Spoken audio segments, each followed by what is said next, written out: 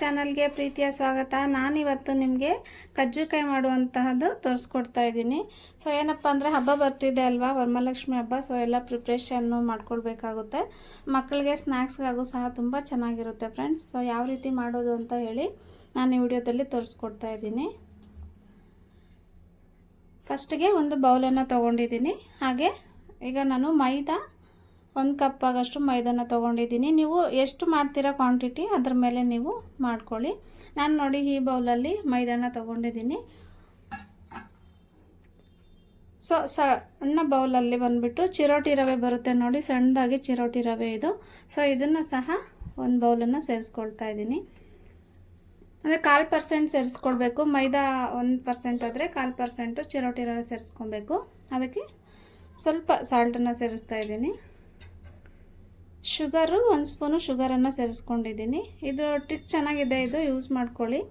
Sugar ಸೇರಿಸೋದ್ರಿಂದ ತುಂಬ ಕ್ರಿಸ್ಪಿಯಾಗಿ ಬರುತ್ತೆ.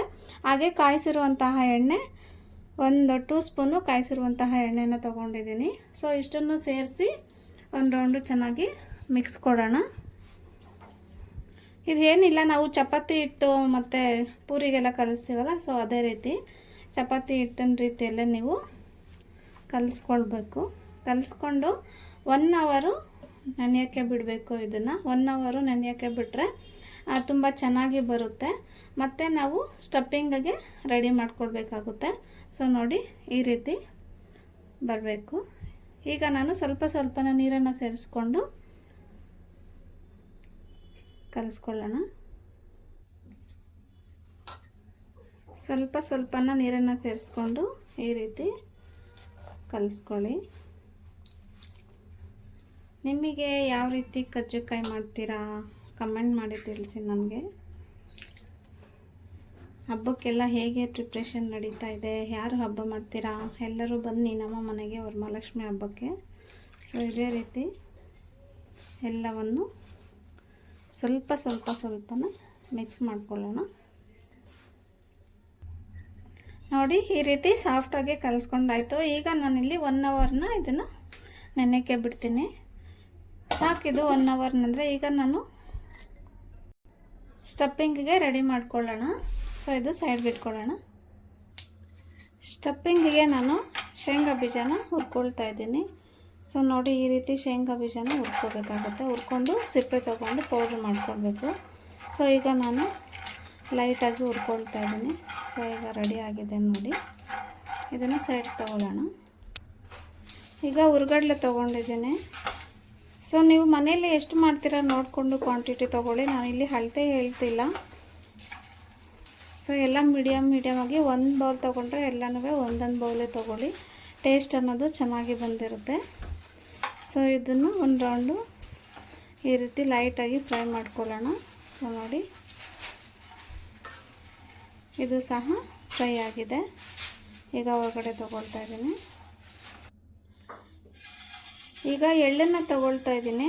ಎಳ್ಳು ಇದರಲ್ಲಿ ತುಂಬ ಟೇಸ್ಟ್ ಕೊಡುತ್ತೆ. ಸೊ ಹಾಗಾಗಿ ಅದನ್ನು ಸಹ ಫ್ರೈ ಮಾಡ್ಕೊಳ್ಳೋಣ.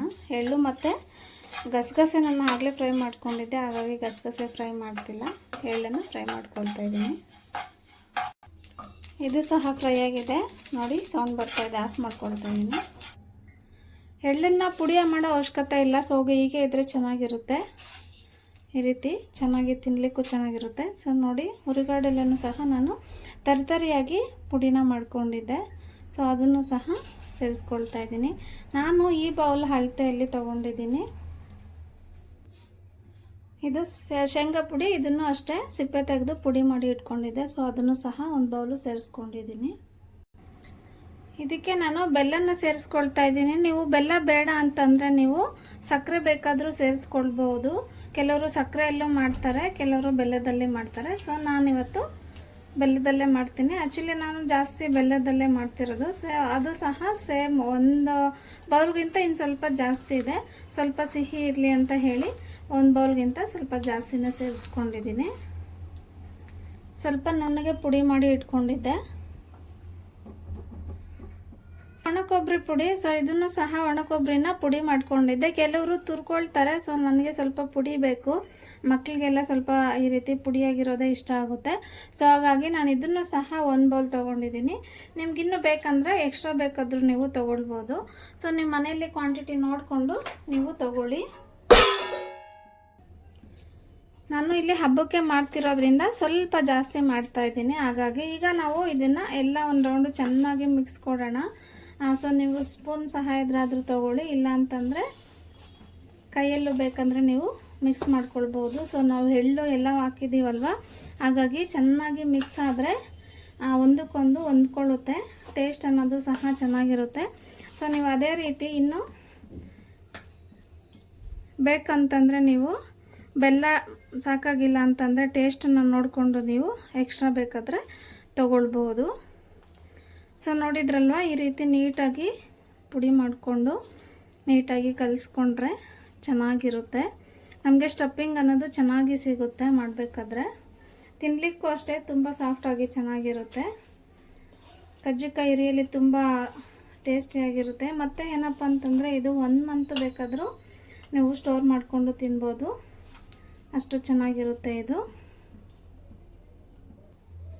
ಏಲಕ್ಕಿ ಪುಡಿನೂ ಸಹ ಸೇರಿಸ್ಕೊಂಡಿದ್ದೀನಿ. ಸೊ ಈ ರೀತಿ ಎಲ್ಲ ನೀಟಾಗಿ ಮಿಕ್ಸ್ ಮಾಡಿಕೊಂಡ್ರೆ ರೆಡಿ ಆಗುತ್ತೆ.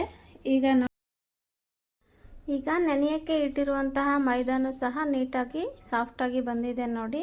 ಈಗ ಒಂದು ಪೆಪ್ಪರು ಇಲ್ಲ ಅಂತಂದರೆ ನಿಮ್ಮ ಮನೆಯಲ್ಲಿ ನಾವು ಚಪಾತಿ ಎಲ್ಲ ಮಾಡ್ತೀವಲ್ವ, ಸೊ ಅದೇ ರೀತಿ ಮಣೆ ಇತ್ತು ಅಂತಂದರೆ ಆ ಮಣೆ ಮೇಲೆ ನಿಮಗೆ ಚಪಾತಿನ ಲಟ್ಸ್ಕೊಳ್ಳೋ ರೀತಿಯಲ್ಲಿ ಈ ರೀತಿ ಲಟ್ಸ್ಕೊಳ್ಳಿ.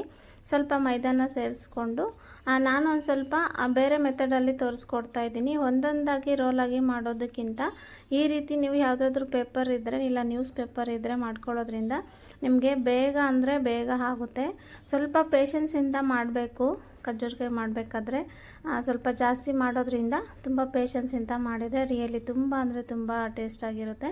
ಈ ರೀತಿ ಯಾವುದಾದ್ರೂ ಬೌಲ್ ಇದ್ದರೆ ನೀವು ಬೌಲ್ ಸಹಾಯ ತಗೋಬೋದು. ಆ ಮೀಡಿಯಮ್ ಲೇಯರಲ್ಲಿ ನೀವು ಲೇಯರ್ಸ್ನ ಮಾಡಿಕೊಂಡು ನಮ್ಮ ಮನೆಯಲ್ಲಿ ನನಗೆ ನೀರು ಕುಡಿಯುವಂತಹ ಜಗ್ ಬರುತ್ತೆ ನೋಡಿ, ಅದರಲ್ಲಿ ಚೆನ್ನಾಗಿ ಬರ್ತಿತ್ತು. ಅದಕ್ಕಾಗಿ ನಾನು ಅದನ್ನು ತಗೊಂಡೆ. ನೋಡಿ ಈ ರೀತಿಯಾಗಿ ಮಾಡಿಕೊಂಡ್ರೆ ಒಂದು ಸಲಗೆ ನಮಗೆ 4-5 ಅನ್ನೋದನ್ನು ನಾವು ಮಾಡ್ಕೊಳ್ಬಹುದು. ನಮಗೆ ಈಸಿನೂ ಸಹ ಆಗುತ್ತೆ, ಟೈಮ್ ಸೇವ್ ಆಗುತ್ತೆ. ರಿಯಲಿ ತುಂಬ ಸಿಂಪಲ್ ಮೆಥಡು ಇದು. ಈ ರೀತಿ ಮೆಟೀರಿಯಲ್ಸ್ನ ನಿಮಗೆ ಶಾಪ್ಸಲ್ಲಿ ಸಿಗುತ್ತೆ. ಇವಾಗ ತುಂಬ ಅಂದರೆ ತುಂಬ ವೆರೈಟಿಯಲ್ಲಿ ಬಂದಿದ್ದಾವೆ. ಯಾವ ಶೇಪಲ್ಲಿ ಬೇಕಾದರೂ ನೀವು ತೊಗೊಳ್ಬೋದು. ಈ ರೀತಿ ತೊಗೊಂಡ್ರೆ ಒಂದು ಸಲ ತೊಗೊಂಡ್ಬಿಟ್ರೆ ನಿಮಗೆ ಪ್ರತಿ ವರ್ಷ ಪ್ರತಿ ಸಲನೂ ಯೂಸ್ ಆಗುತ್ತೆ. ವಿಡಿಯೋದಲ್ಲಿ ತೋರಿಸ್ತಾ ಇರೋ ರೀತಿ ನೀವು ಸಹ ಮಾಡ್ಕೊಳ್ಳಿ. ಸೊ ತುಂಬ ಈಸಿಯಾಗಿ ಆಗುತ್ತೆ. ಈಗ ಸ್ಟಫಿಂಗು ಫಿಲ್ ಆಗಬೇಕು ಅಲ್ವಾ, ಸೈಡಲ್ಲಿ ನಾನು ಸ್ವಲ್ಪ ಗಮ್ ರೀತಿ ಬರಬೇಕಾಗುತ್ತೆ. ಅದಕ್ಕೆ ವಾಟರನ್ನು ಸೇರಿಸ್ಕೊಂಡು ಸ್ಪ್ರೆಡ್ ಮಾಡ್ಕೊಳ್ತಾ ಇದ್ದೀನಿ. ಈ ಥರ ಸ್ಪ್ರೆಡ್ ಮಾಡ್ಕೊಳ್ಳೋದ್ರಿಂದ ನಮಗೆ ಎಣ್ಣೆಯಲ್ಲಿ ಬಿಡಬೇಕಾದ್ರೆ ಅದು ಏನು ಬಿಟ್ಕೊಳ್ಳಲ್ಲ, ಟೈಟಾಗಿ ಹಾಗೆ ಇರುತ್ತೆ. ಮೈದಾ ಅಲ್ವಾ, ಸೊ ಹಾಗಾಗಿ ಸ್ವಲ್ಪ ನೀರನ್ನು ಲೈಟಾಗಿ ನಾವು ಈ ರೀತಿ ಮಾಡ್ಕೊಳ್ಬೇಕಾಗುತ್ತೆ. ನೋಡಿದ್ರಲ್ವ, ಸೊ ಎಲ್ಲನೂ ಇದೇ ರೀತಿ ನಾನು ಮಾಡ್ಕೊಳ್ತಾ ಇದ್ದೀನಿ. ಸೊ ನಿಮಗೆ ಇನ್ನೊಂದು ಸ್ವಲ್ಪ ಗೊತ್ತಾಗಲಿ ಅಂತ ಇನ್ನೂ ಒಂದು ಮಾಡಿ ತೋರಿಸ್ತಾ ಇದ್ದೀನಿ. 1 ಸ್ಪೂನ್ ಇದಕ್ಕೆ ಸೇರಿಸ್ಕೊಂಡ್ರೆ ಸಾಕು. ಸೈಡಲ್ಲಿ ನಾವು ಗಮ್ ಲೇಯರ್ ಅನ್ನೋದನ್ನು ನಾವು ನೀರಲ್ಲಿ ಈ ರೀತಿ ಮಾಡ್ಕೊಳ್ಳೋದ್ರಿಂದ ಫಿಟ್ಟಾಗಿ ಚೆನ್ನಾಗಿ ಕೂರುತ್ತೆ. ಸೊ ಅದಕ್ಕಾಗಿ ನಾವು ಈ ರೀತಿ ಮಾಡ್ಕೊಳ್ಳೋದು. ಇಲ್ಲ ಅಂತಂದರೆ ಎಣ್ಣೆಯಲ್ಲಿ ಎಲ್ಲ ಫುಲ್ಲು ಹಾಳಾಗಿಬಿಡುತ್ತೆ, ಎಣ್ಣೆನೂ ಹಾಳಾಗುತ್ತೆ. ಸೊ ಹೇಳ್ದೆ ಅಲ್ವಾ, ಸ್ವಲ್ಪ ಪೇಷನ್ಸಿಂದ ಮಾಡಿಕೊಂಡ್ರೆ ರಿಯಲಿ ನಿಮಗೆ ಕಜ್ಜಿಕಾಯಿ ಅನ್ನೋದು ತುಂಬ ಚೆನ್ನಾಗಿ ಬರುತ್ತೆ. ಈಗ ನಾನು ಎಣ್ಣೆನ ಬಿಸಿ ಮಾಡಲಿಕ್ಕೆ ಇಟ್ಕೊಂಡಿದ್ದೆ. ಸೊ ಎಣ್ಣೆನೂ ಸಹ ಬಿಸಿ ಆಗಿದೆ. ಈಗ ನಿಧಾನವಾಗಿ ಒಂದೊಂದಾಗಿಯೇ ಸೇರಿಸ್ಕೊಳ್ತಾ ಇದ್ದೀನಿ. ಸ್ವಲ್ಪ ಎಣ್ಣೆ ಐಟಮ್ ಮಾಡಬೇಕಾದ್ರೆ ಆದಷ್ಟು ಕೇರ್ಫುಲ್ಲಾಗಿ ಮಾಡಿ, ಮುಖಕ್ಕೆಲ್ಲ ಎಣ್ಣೆ ಸಿಡಿದ್ರೆ ಕಷ್ಟ ಆಗುತ್ತೆ. ನೋಡಿದ್ರಲ್ವ, ಎಲ್ಲ ಇದೇ ರೀತಿ ಮಾಡಿಕೊಂಡೆ. ಮತ್ತು ನೀಟಾಗಿ ಫ್ರೈ ಆಗಬೇಕು ಇದು. ಮತ್ತು ಒಂದು ರೌಂಡು ಮಿಕ್ಸ್ ಮಾಡಿಕೊಂಡ್ರೆ ಎಣ್ಣೆಯಲ್ಲಿ ನೀಟಾಗಿ ಫ್ರೈ ಆಗುತ್ತೆ. ಸ್ವಲ್ಪ ಗೋಲ್ಡನ್ ಬ್ರೌನ್ ಕಲರ್ ಬರೋ ತನಕ ನೀವು ಫ್ರೈ ಮಾಡಿಕೊಂಡ್ರೆ ರೆಡಿ ಆಗಿರುತ್ತೆ. ನಾವು ಫಸ್ಟಲ್ಲೇ ಸಕ್ಕರೆ ಸೇರಿಸಿದ್ವಲ್ಲ, ಸೊ ಕಲರ್ಫುಲ್ಲಾಗಿ ಚೆನ್ನಾಗಿ ಬರುತ್ತೆ ಸಕ್ಕರೆ ಸೇರಿಸಿರೋದ್ರಿಂದ. ನೋಡಿ ಎಷ್ಟು ಚೆನ್ನಾಗಿ ಬಂದಿದೆ ಅಂತೇಳಿ. ಸೊ ನನ್ನ ಮೈನ್ ಟಿಪ್ಸಾಗಿ ಅದನ್ನೇ ಹೇಳಿದ್ದೆ, ಸಕ್ಕರೆ ಸೇರಿಸಿದ್ರೆ ಕಲರ್ಫುಲ್ಲಾಗಿ ಚೆನ್ನಾಗಿರುತ್ತೆ. ಸೊ ತಿನ್ನಲಿಕ್ಕೂ ಸಹ ರುಚಿಯಾಗಿ ಇರುತ್ತೆ. ನೋಡಿದ್ರಲ್ಲ, ಈ ರೀತಿ ಒಂದೊಂದಾಗಿಯೇ ಸೈಡ್ಗೆ ನೀಟಾಗಿ ಒಂದು ರೌಂಡು ಮಿಕ್ಸ್ ಮಾಡ್ಕೊಳ್ಳೋ ರೀತಿ ನೀವು ಎಣ್ಣೆಯಲ್ಲಿ ಮಾಡಬೇಕಾದ್ರೆ ನಿಧಾನಕ್ಕೆ ಮಾಡ್ಕೊಳ್ಳಿ ಫ್ರೆಂಡ್ಸ್. ಇಲ್ಲಾಂತಂದರೆ ಸಿಡಿಯೋಕ್ಕೆ ಸ್ಟಾರ್ಟ್ ಆಗುತ್ತೆ. ಸ್ವಲ್ಪ ಮೀಡಿಯಮ್ ಫ್ಲೇಮ್ ಇಟ್ಕೊಂಡು ಮಾಡ್ಕೊಳ್ಳಿ, ಹೈ ಫ್ಲೇಮಲ್ಲಿ ಬೇಡ. ಸೊ ನೋಡಿ ಎಲ್ಲ ರೆಡಿ ಆಗಿದೆ. ಈಗ ಅದಕ್ಕೆ ಬಂದರೆ ಸಾಕಾಗುತ್ತೆ. ಈಗ ಎಣ್ಣೆಯಿಂದ ಹೊರಗಡೆ ತಗೊಳ್ಳೋಣ. Thank you so much for watching video. ರುಚಿಕರವಾದಂತಹ ಕಜ್ಜುಕಾಯಿ ರೆಡಿ ಆಗಿದೆ. ಯಾರಿಗೆಲ್ಲ ಇಷ್ಟ ಆಯಿತು ನಾನು ಮಾಡಿರುವಂತಹ ರೆಸಿಪಿ, ಪ್ಲೀಸ್ ಕಾಮೆಂಟ್ ಮಾಡಿ ತಿಳಿಸಿ. ಹಾಗೆ ನನ್ನ ಚಾನಲ್ ಇನ್ನೂ ಯಾರೂ ಸಬ್ಸ್ಕ್ರೈಬ್ ಮಾಡ್ಕೊಂಡಿಲ್ಲ, ಪ್ಲೀಸ್ ಫ್ರೆಂಡ್ಸ್ ಸಬ್ಸ್ಕ್ರೈಬ್ ಮಾಡಿಕೊಂಡು ವಿಡಿಯೋಸ್ ನೋಡಿ. Thank you so much and bye, take care.